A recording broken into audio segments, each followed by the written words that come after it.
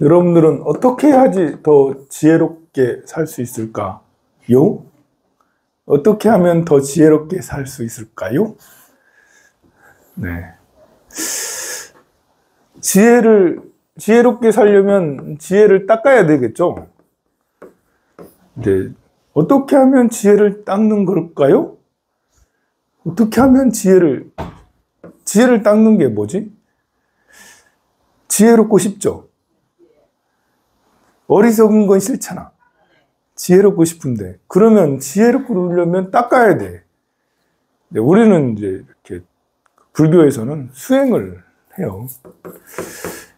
근데 어떤 방법으로 해야지 지혜를 닦는 수행을 할까?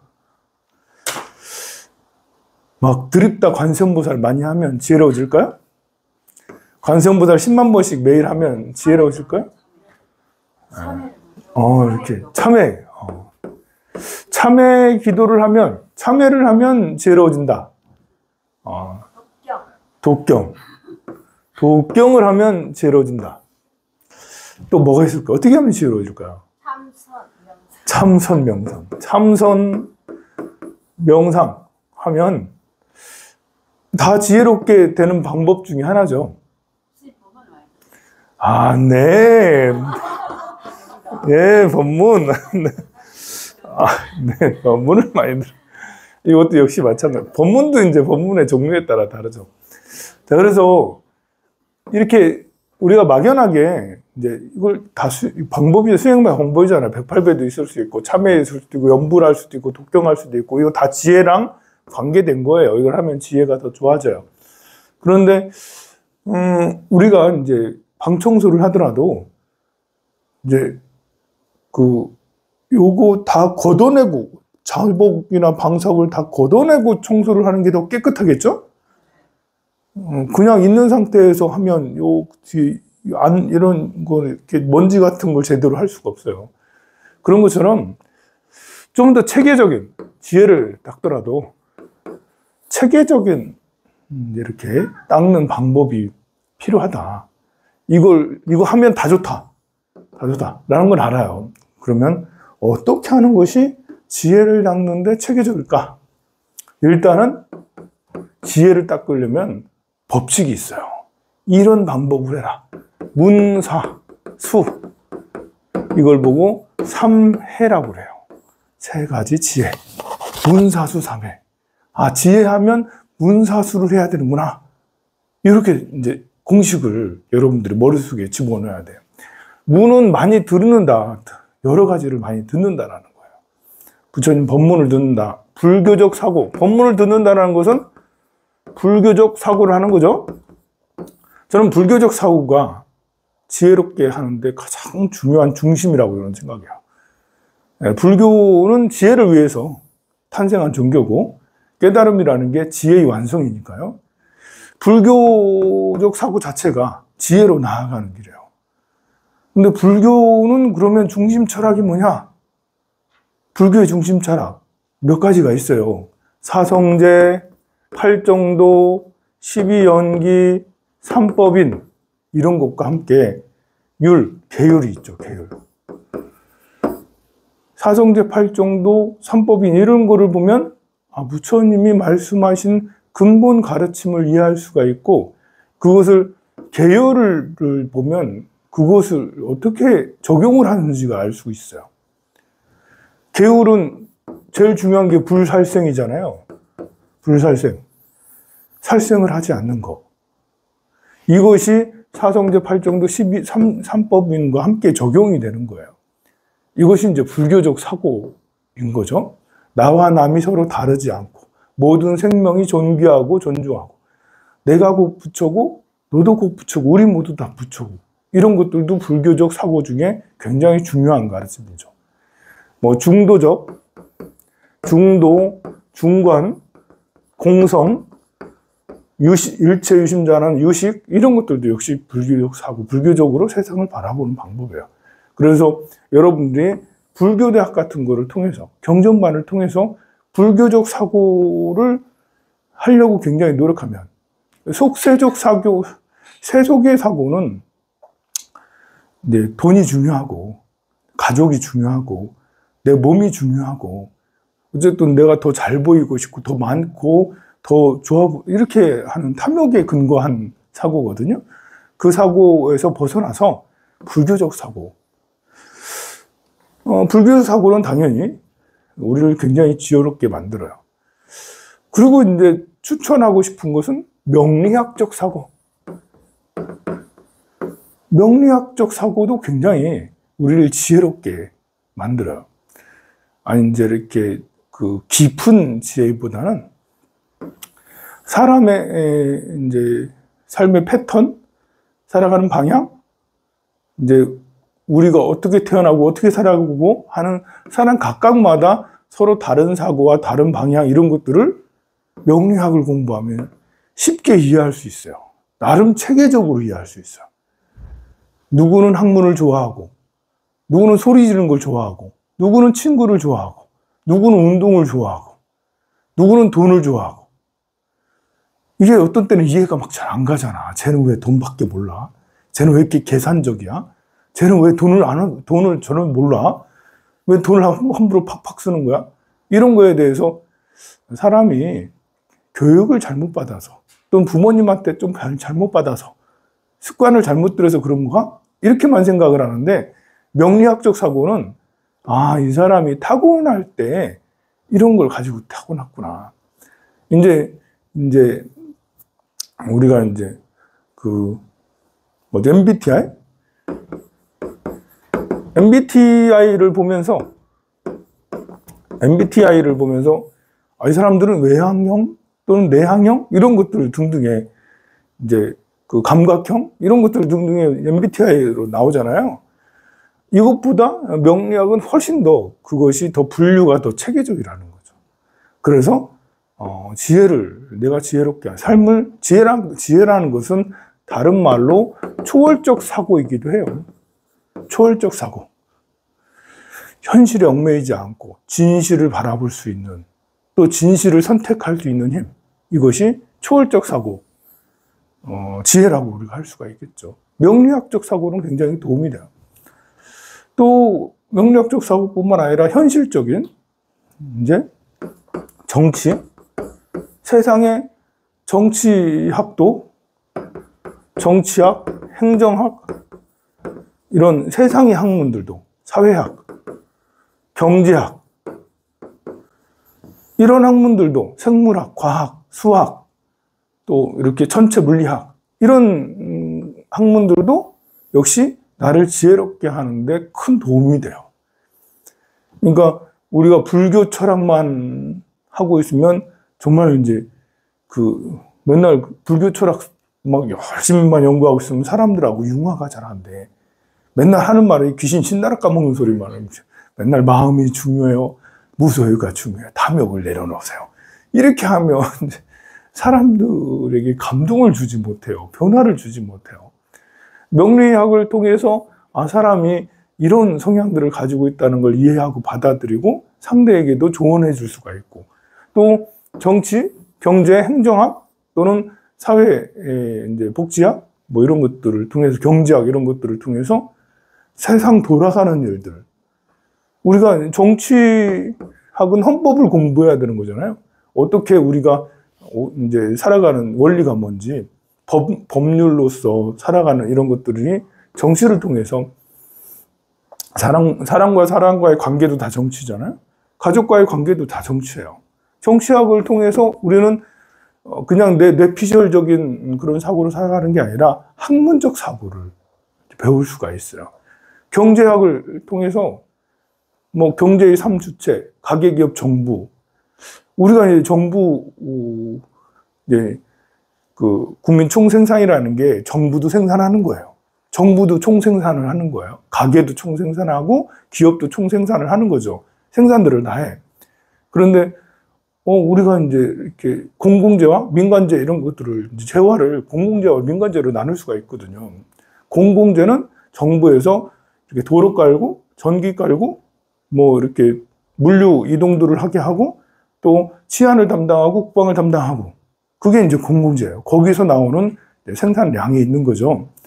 그걸 바탕으로 민간 기업은 그 인프라를 가지고 장사를 하고 물품을 만들어서 팔고 그러면 거기에 해당되는 세금을 내야 되는 거죠.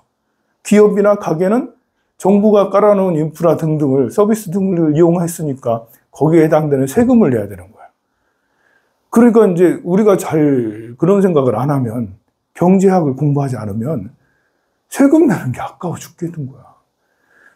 기름값 내는데 왜 세금이 반이야? 40%가 기름값이. 우리가 정부의 세금을 유류세를 안 내면 기름값 엄청 쌀 거예요. 근데 유류세, 신용카드 쭉 끄는 거 보세요. 보면 그 유류세 얼마라고 나와요? 몇 프로라고. 그거 보면 이제 짜증나는 거지. 내가 유류세를 이만큼이나 내야 돼?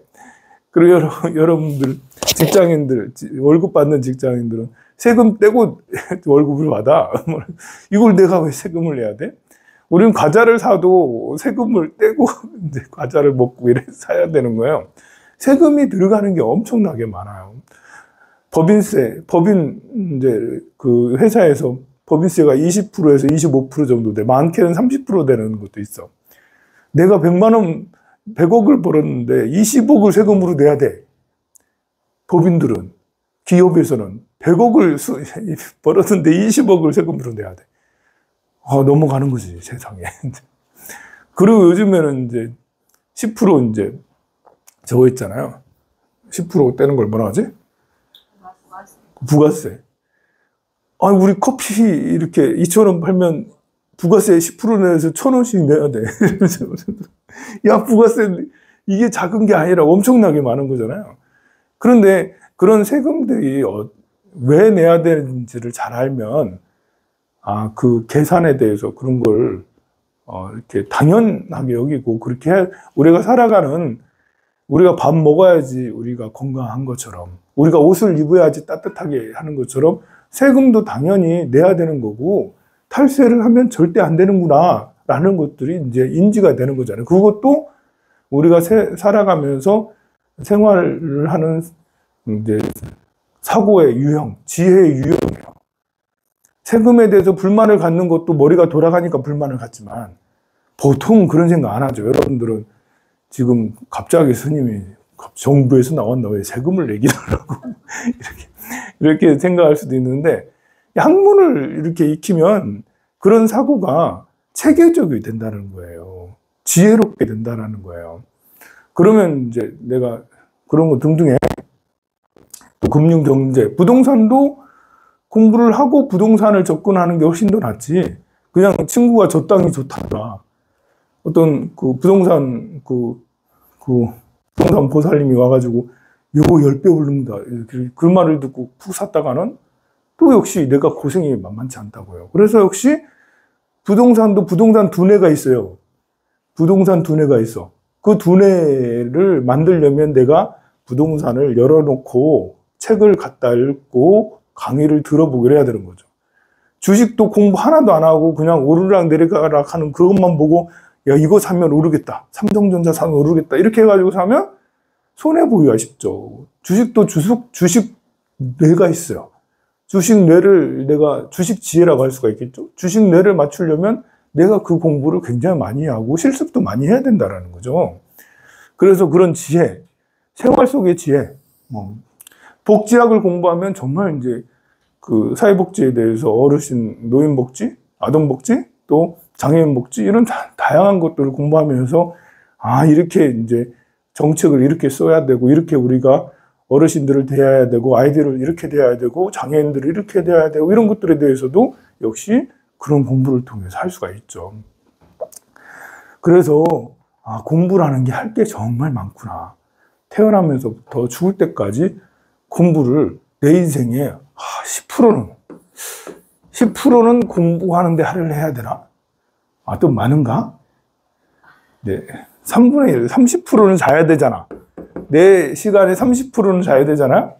내 시간에, 내가 살아가는 시간에 또 30%는 이거는 이제 경제 생활을 해야 되잖아. 돈 벌어야 되잖아. 그럼 60%는 이제 또 없어. 내 생활하는데 또 10%는 먹어야 되잖아. 뭐 아침, 점심, 저녁 먹는 시간이 10%는 돼 보면 그러면 70% 나머지 30% 여가 생활 10%는 텔레비를 봐야지 드라마 또 봐야지 우리 고려 고란전쟁 봐야 되잖아. 그래가지고 뭐 그러면 20%밖에 안 남는데 야 그러면 운동도 해야 되잖아. 운동도 저 남산도 갔다가 태화강도 걸었다가 그것도 10% 써야 될 거 아니에요. 그래서 몸 건강하는데 운동도 10%, 뭐 공부, 기도 10%, 이 정도는 해야 되지 않냐. 근데 공부하는데 너무 시간이 많이 든다면 5%만이라도 5%는 내 시간의 5% 정도는 공부하는 데 쓴다. 이제 여러분들은 이제 기도까지 해야 되니까 삶의 10% 이상이 이제 공부 기도로 들어갈 수 있어요. 절에 다니는 사람들은 기도 시간이 좀 되잖아요. 1시간 또 2시간 되기도 하고, 그러면 2시간을 쓰면 10%가 이제 좀 더 될 수가 있어요. 시간의 거의 10%네요. 2시간이니까 24시간이니까. 그래서, 이렇게 기도하고 공부하고, 또, 기도하고, 이렇게 지혜를 닦는 거랑 약간 또 달라요. 이런 강의를 듣는 거잖아요. 또 책을 읽고, 뭐, 이렇게 또 사색을 하고, 생각을 하고, 이런 것들이니까. 그래서, 이제 기도하는 사람들은 기도 말고도 강의도 같이 함께 들어라. 그래서 불교대학이랑 경전반도 그렇게 하라는 거죠. 요즘에는 이제, 제일 시끄러운 게 이제 의료 대란이 일어났어요. 의사들이 다 그만두네? 머리도 좋아. 정부에서 다 잡아놓는다고, 이렇게 의사 면허 취소하고, 뭐, 이렇게, 심지어 구속도 시키겠다라고 막 엄포를 넣는데, 그리 할 수가 없어요. 내가 회사를 그만두는 건 내 자유잖아. 내가 서울대병원 다니다가, 나 의사 그만하고 싶은데요? 그래서 사직서를 넣으면, 내 맘이지, 뭐, 그게.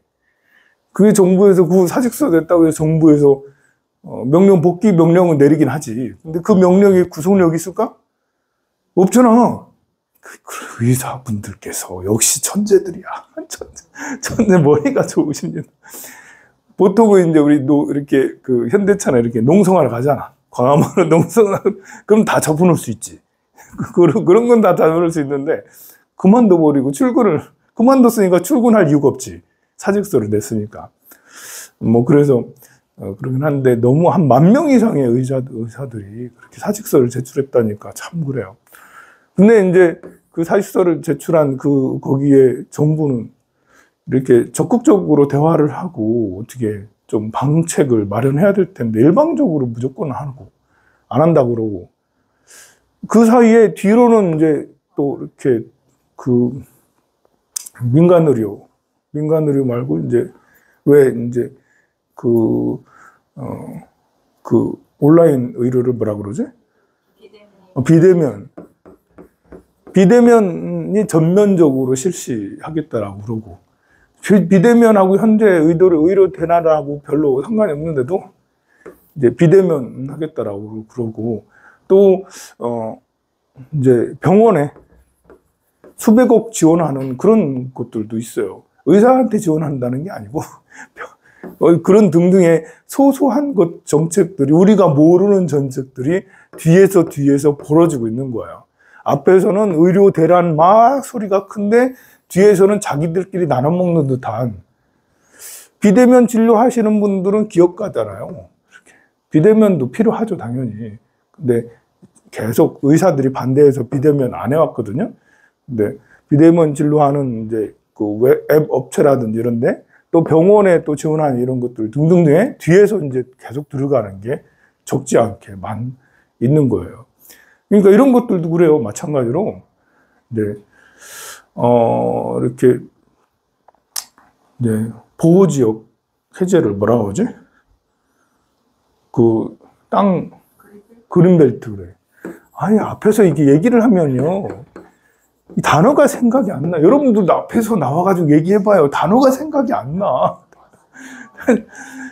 그린벨트 해제도 그래. 그린벨트 해제를 어디 하느냐. 이제 하지 말아야 될 것도 있어요. 세계적으로 자연환경이라든지 군사지역이라든지 하지 말아야 될 공통적으로 요구되는 비율 등이 있어요. 그런데 지금은 1급 그린벨트 지역들도 해제를 한다고 막 그러잖아요. 기준이 정확하게 잘 제시가 돼 있을까? 지금 발표를 무턱대고 했잖아요. 이렇게 해제한다고. 그러면 그 기준이 모두 다 인정할 만큼, 모두 다 인정하기 어려워요. 땅을 가진 사람은 내 땅 풀어줘야지. 왜 옆에 땅 풀어주는데 내 땅. 그래서 100%는 만족할 수 없지만 그래도 보통 상식적으로 이거는 이 정도는 풀어줘야지. 이렇게 과연 나중에 그렇게 할까? 이렇게 이런 일들이 많이 있으면서 정부는 시끄러워. 선거 때문에 또 시끄럽잖아. 그러면서 이제 그린벨트 지역의 땅을 많이 가진 정치인이나 또 아니면 이제 뭐 그런 대기업에도 어디라든지 이런 데서는 먼저 풀어가지고 자기들끼리 또 뱃속을 채우는 게 아닐까? 서민들은 막상 하는 게 없고. 그런 게 좀 답답하죠. 그래, 이제 0.62? 0.6이 맞나요? 65인가요? 0.7대가 무너졌죠. 0.7이던가? 작년 이제 합계 출산율이 0.7대가 0.7인가 그래. 0.7이 재작년 0.78 뭐 이랬는데 7위로 주저앉았어요. 그래서 합계 출산율이 1 이하로 내려가서는 안 되거든요. 합계 출산율은 1.5 이상은 돼야 돼. 1.5 이하로 가면 이제 저출산, 2 밑으로는 그냥 무조건 저출산인데, 이제 그래도 1.5까지가 그래도 나름 마지노선인데, 일본만 해도 1.3에서 1.4 정도 되거든요. 일본 저출산이라 해도 우리보다 훨씬 높아요. 그런데 우리는 2019년 1대가 무너졌어요. 0.98인가? 그러다 20년 0.8 뭐 이렇게 해서 지금은 0.72까지 내려왔다는 거죠. 0.98, 0.9, 0.8, 뭐 0.72 이렇게 나온 수직 하강으로 쫙 내려왔어요. 올해 초등학교 이렇게 한 명도 입학하지 않은 작년 말고 올해만 157개라잖아요. 초등학교가. 157개 학교가 그 초등학생이 입학을 하지 않았어. 다행히 울산은 그런 학교가 없더라고.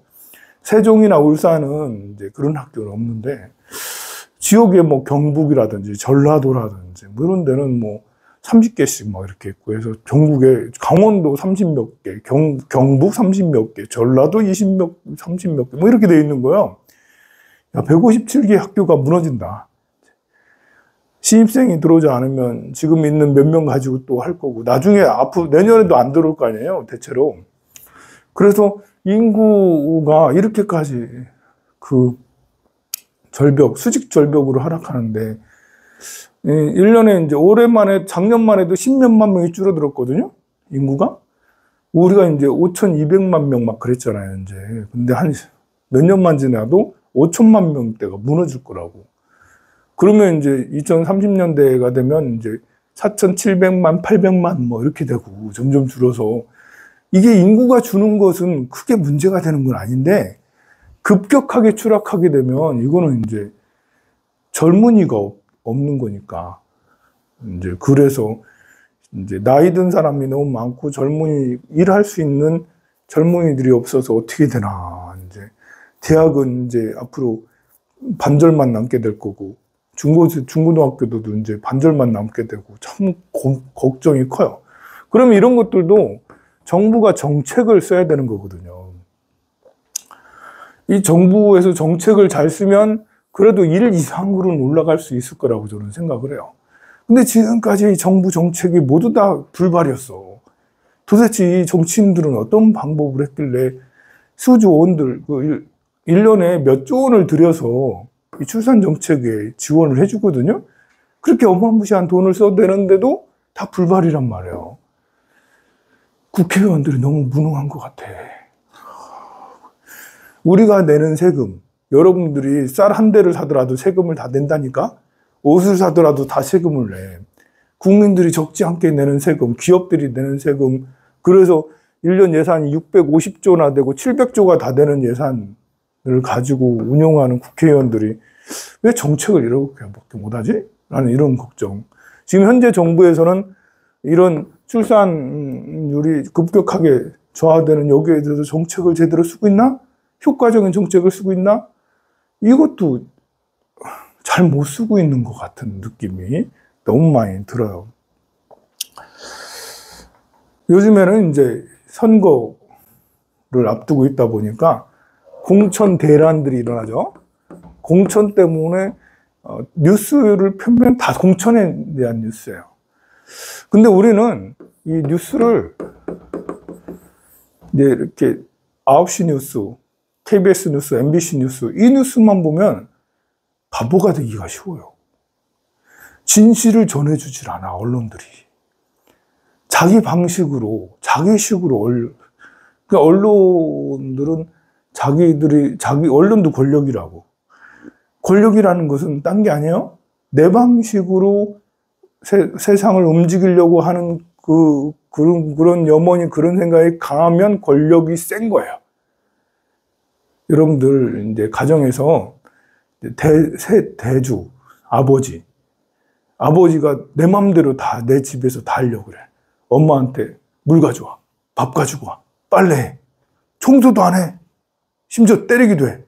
그럼 독재잖아요. 그러면 권력자야, 권력자, 집안의 권력자. 반대가 될 수 있죠. 아버지는 공손하게 차수하고 이제 엄마가 이래라 저래라 하면서 고함 팡팡 쳐가면서 할 수도 있죠. 그럼 엄마가 권력자죠. 근데 요즘에는 이제 아이가 권력자가 될 때도 있어. 사춘기 아이가 말을 아예 안 들어버리니까. 이제 말을 아예 안 들어버려. 엄마 아빠가 꼼짝 못하고 쩔쩔매. 그럼 아이가 권력자일 수도 있는데, 그래서 이 권력이 이렇게 비대칭으로 권력이 균형을 이루지 않으면 부조화가 돼서 행복할 수가 없어요. 집안에 4인 가족이 있으면 권력이 균등한 게 제일 좋죠. 아버지가 어머니에게 경청하고, 부모님은 자식에게 경청하고, 자식에게 발언권을 주고, 어머니에게 발언권을 주고, 그렇게 해서 서로 4인 가족이 평등하게 이렇게 권력을 나눠 쓰는 거? 이것이 이제 민주사회 아닙니까? 권력이 한 곳으로 쏠리면 그게 바로 독재라고 할 수가 있어요. 그런데 언론이라는 것은 역할이 이렇게 정확한 거를 알려주고, 진실을 알려주고, 부정부패를 고발을 하고, 이게 더 잘 되는 방향은 뭐다라는 걸 제시를 해주기도 하고, 부정부패를 고발하는, 그리고 어떤 이제 사건이나 정보 이런 것들을, 팩트를 알려주는 이런 것들을 하는 게 이제 언론인데, 지금의 언론은 권력화가 돼가지고, 자기들도 이제 가장 큰 권력에 기생해서 그 권력을 조금이라도 받아서 나도 쓰고 싶다. 이런 방향으로 가는 듯한, 그래서 뉴스를 제대로 전달해주지 않아요. 공천하는 이런 것들도 뉴스가 엉터리가 되는 게 진짜 많아요. 대표적으로 이제 민주당 쪽으로는 비명이다, 친명이다. 비명이다, 친명이다. 이 공천 받아서 비명계는 낙선되고 친명계는 이렇게 공천되고 이런 식으로 막 보도를 한다고요. 근데 이렇게 보면 그 민주당의 공천 시스템들을 살펴보면 시스템 공천을 써요. 시스템 공천이라고 해서 이제 의정 활동 몇 프로, 또 지역 활동 몇 프로, 또 공공 활동 몇 프로, 뭐 등등 이제 또 인법 활동 몇 프로 이런 것들을 다 해서 또 동료 의원의 이제 평가 등등을 해서 시스템을 만들어서 거기에 합당하면 거기에 하위 20%, 거기 하위 10% 점수를 매긴다라는 거예요. 점수를 매겨서 그 점수에 상위는 그대로 공천을 경선에 참여를 하고, 하위는 컷오프를 시키는, 하위 10%는 의정 활동을 못했든지 평판이 안 좋든지 지역 활동을 못했든지, 그러니까 100명이 있으면 저 아래 10명은 그냥 무조건 자른다는 거지. 이게 시스템 공천이에요. 이거는 이렇게 당대표랑 아무 관계가 없어요. 당대표가 어떻게 이걸 개입을 해서 이거를 해요 말해요. 황산 스님을 공천해 주세요. 이렇게 옆에서 이렇게 할 수가 없는 시스템이라는 거죠. 그런데도 불구하고 비명이다, 친명이다 이런 걸 나눠가지고 이제 굉장히 이렇게 호도를 하고 있죠. 그래서 이런 거는 굉장히 이상적인 것 같아요. 보통 당대표가 되고자 하는 거는 공천권을 가지고 있기 때문에 너도 나도 당대표 선거에 나가가지고 선거 때 당대표가 최고잖아. 누가 공천 시키고 안 시키고 이제 그 마음대로 할 수 있는 게 당대표니까. 근데 민주당은 2015년부터 저 민주당은 아니에요. 좀 이따 저 국민의힘도 얘기할 거예요. 2015년부터 시스템 공천을 개발을 해서 확정을 해서 이 시스템대로 하고 있다는 거죠. 그러니까 이때 당대표의 권한을 완전히 축소하고 아예 시스템으로 나갔다라는 거예요. 가만 보면 이건 굉장히 합리적이고 이 의정활동을 제대로 하지 못하는 평판도 안 좋은 밑에 아래에 있는 10%는 없어져야지. 그리고 새물이 들어와야지. 정치하는 사람들이 혁신이 이루어져야 되는 거죠. 그래서 지금 공천 뉴스가 굉장히 많지만 공천의 잡음은, 공천의 갈등은 당연하다. 잡음과 갈등이 없으면 혁신이 없다라는 거예요.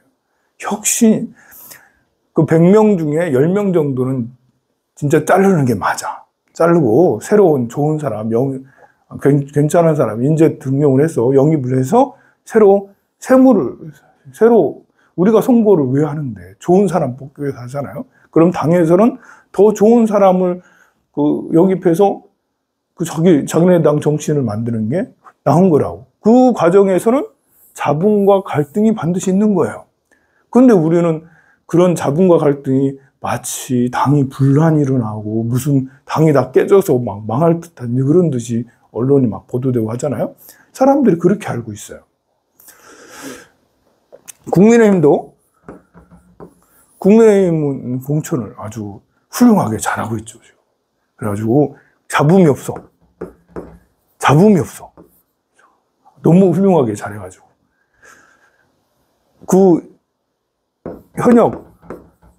현역 불패라는 말이 요즘에 들리고 있죠.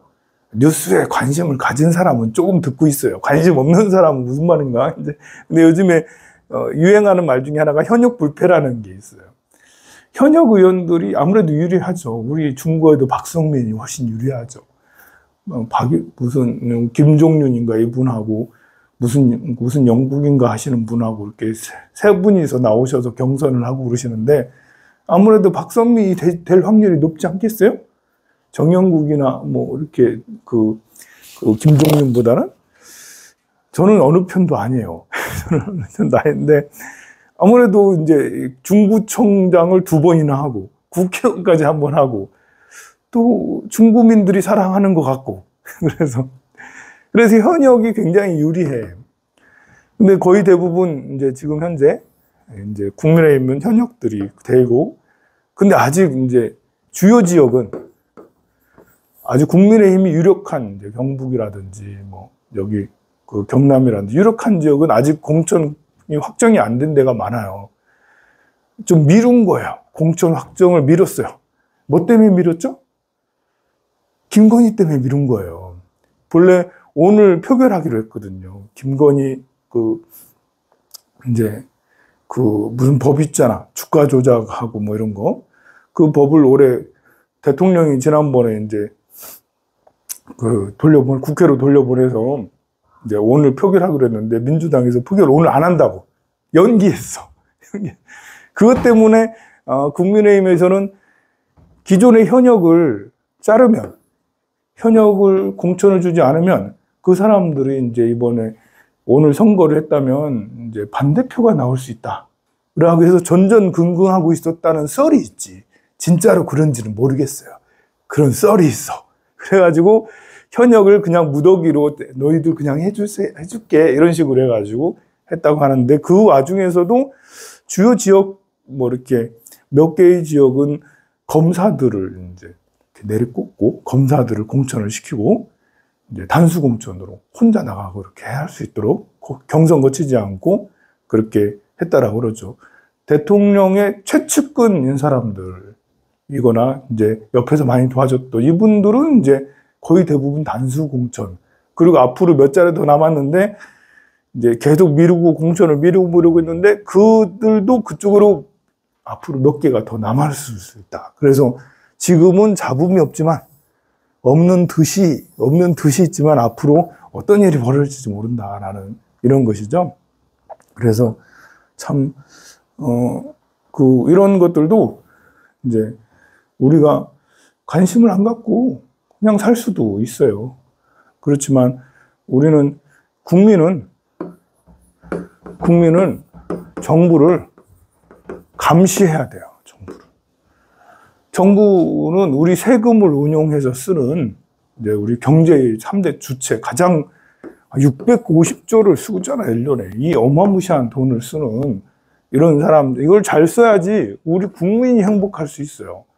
일단 정부가 인프라를 잘 해놓으면 정부가 이 600조를 가지고 과학에다도 또 어떤 이제 역사나 사회, 문화, 이런 복지 이런 데다 적절하게 잘 배분을 하면 교육이나 이런 데 잘 배분하고 우리 과학자 많이 나올 거고 수학자 많이 나올 거고 IT 업계, 반도체 이런 것들도 계속 더 발전을 할 거 아니에요. 이 엄청난 돈을 그쪽으로 많이 지원해주면 그리고 이제 어르신들 나이 많은데 좀 몸 건강하게 이렇게 행복하게 어르신들이 잘 지낼 수 있게 나이가 80이 넘었는데 방 안에 계속 쭈그려 앉아있고 이렇게 하면 힘들잖아. 그 어르신들이 밖에 나와서 재밌게 할 수 있도록 그런 정책을 만드는 것도 역시 마찬가지로. 초등학교, 중학교, 고등학교 이 학생들이 우리나라 사람들은 기본적으로 옛날부터 머리가 좋아요. 그게 이제 여러 가지 이유가 있죠. 인종적인 문제도 있고, 기후적인 문제도 있고, 우리나라 사람들은 세계 어디다 내놔도 머리는 괜찮죠. 빠릿빠릿한 편이에요. 그러면 이제 빠릿빠릿한 편인데, 과연 이제 세계에서 활약을 잘하고 있냐? 했을 때는 앞으로 잘할 거냐? 이렇게 할 때는 좀 걱정이 돼. 이거는 교육과 관련이 돼 있다고. 초등학교, 중학교, 고등학교 교육을 지금처럼 줄 세우기 교육이 아니라 창의적인 교육을, 자기 주도적인 교육을 해야 되는데 그것도 역시 정부가 하는 일이잖아요. 창의적인 교육, 자기 주도적인 교육을 정부가 해야 되는데 정부는 지금까지 이제 학력고사, 수능 뭐 이런 식으로 이제 대학에 보내는 그런 고등학교, 중학교, 초등학교가 대학을 보내기 위해서 존재하는 그런 학교로 전락을 해버렸잖아요. 이렇게 해서는 창의적인 교육이 절대 나올 수가 없거든요. 근데 우리가 국민이 정부를 감시를 잘 안 하니까 교육이 이 모양 이 꼴이 되고 우리 외교나 이런 것들도 굉장히 위험한 외교의 상태에 있잖아요. 이렇게 러시아하고 중국하고는 돌아올 수 없는 길을 걷고 있어요. 지금 계속해서 위험하게.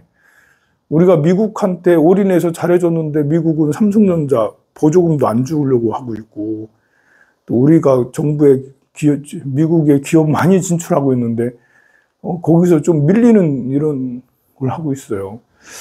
미국을 그렇게 열심히 이렇게 추종해줬는데 트럼프가 당선되면 우리한테 또 이렇게 그 군사 분담금을 또 얼마나 또 내려갈 건지 겁나요, 그냥. 한번 우리 그랬잖아. 군사 분담금을 엄청나게 내려갔는데 그때 문 대통령이 협상을 나름 잘해서 조금 더 주는 걸로 마감을 했잖아요. 근데 지금 대통령께서는 트럼프가 당선되고 나서 딱 와가지고 야 분담금 더 내 해가지고 지금보다 2배 더 내. 아마 2배 정도는 더 내려갈 것 같거든. 우리 대통령은 예스 네 드릴게요 이럴 것 같거든. 야 이거 참 걱정이 나 진짜. 일본한테도 너무 잘해줘서 일본의 꼬북 역할을 하고 있는 것 같고 이제 등등의 걱정이 너무 많습니다. 우리가 이제 우리나라는 수출 위주의 국가잖아요. 그래서 수출을 잘 하려면 이제 중도 외교를 선택을 해야 되는데 러시아하고도 잘 지내고 중국하고도 잘 지내고 심지어 북한하고도 잘 지내고 일본하고도 잘 지내고 막 이렇게 해서 이렇게 뭐랄까요? 이렇게 중간 역할을 해서 이렇게 좀 힘들지만 한쪽에 편입되는 건 쉬워요. 미국에 아예 들어가 있거나 중국에 아예 들어가 이런 건 쉽지만 그건 위험해요. 그 미국 어느 편도 아닌 것은 굉장히 어렵고 까다로워요. 기술력이 필요하죠. 외교력이 필요해요. 그러니까 우리 현재 그 정부의 방식은 아주 쉬운 방향으로 한 거예요. 그냥 한쪽으로 몰아붙이고 나머지는 아예 생각하지 않는 거잖아요. 그건 어려워요. 여러분들도 그렇잖아요. 여러분들도 이렇게 절에 도반이 있으면 친한 사람하고만 친하는 것은 쉬워요. 근데 처음 오거나 다른 사람이거나 생각이 다른 사람들, 이런 사람들은 내가 일부러 가서 인사도 해야 되고 또 뭐 커피도 한 잔씩 사야 되고 좀 약간 까다롭고 어렵다고.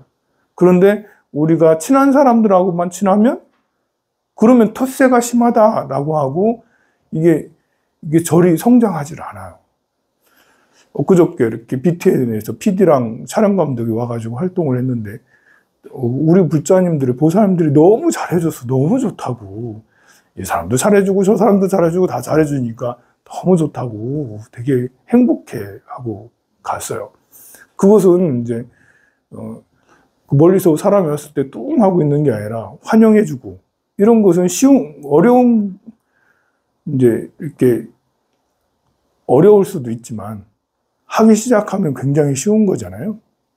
그래서 우리 개인으로 또 보면 좀 어렵더라도 처음 보는 사람에게 절하는 법도 알려주고 불교대학도 인도해주고 또 얼마나 쉬워 여기 스님 상담하라고 누구나 상담 환영한다고 상담도 하고 그렇게 할 수가 있으니까요. 오늘의 주제는 지혜에 대해서 했습니다. 엄청 정치 얘기를 많이 했지만 결국 지혜에 대해서 얘기한 거예요. 저는 어느 편이 아니라 옳은 사람 편이에요. 공천 얘기했을 때 민주당이 옳은 것처럼 그렇게 얘기를 했는데 그 방법이 너무나도 훌륭하다. 시스템 공천. 그거는 이 훌륭한 거를 온 국민이 아무도 몰라. 여러분들도 몰랐잖아요. 지금 처음 들어봤잖아요. 공천을 그런 방식으로 한다라는 게 시스템 공천이 완벽한 공천이다. 물론 이제 아무리 완벽해도 시간이 지나면 이제 부정부패로 또 물들게 되는데 지금 현재는 이 방법이 너무나 좋다. 나는 국민의힘도 그런 시스템 공천을 만들어서 그렇게 해야지 잡음이 없고 정치가 발전할 수 있지. 지금처럼 저 청와대가 아니지 용화대인가? 이제 용화대에서 내리꽂고 또 누가 옆에서 돈 많이 주면 꽂고 김세면 또 꽂고 이런 식으로 해가지고는 혁신이 이루어지기 어렵지 않나 그런 생각이 듭니다. 성불하세요.